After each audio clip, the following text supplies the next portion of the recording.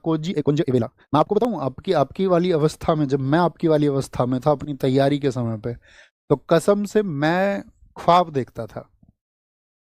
ठीक है, जैसे घर में कुछ चीज होती थी तो मतलब आप भी महसूस करते होगे ना, किसी चीज में आप कंट्रीब्यूट नहीं कर पाओ।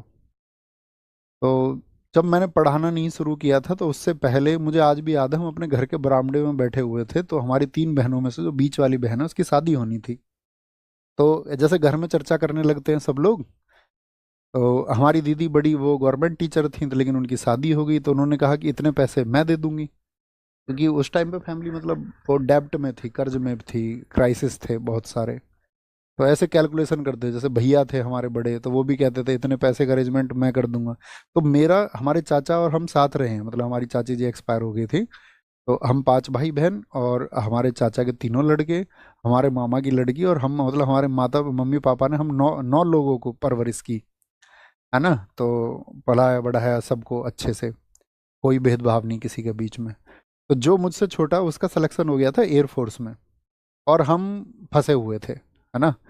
तो एयर वो भी मतलब उसने भी बताया, उसने भी अपना कंट्रीब्यूशन बताया, लेकिन मुझे आज भी याद है वो स्थिति कि मैं बैठा हुआ ये सोच रहा हूँ कि मैं इसमें कुछ कंट्रीब्यूट नहीं कर पाऊंगा, इसमें मेरी भागीदारी नहीं हो पाएगी।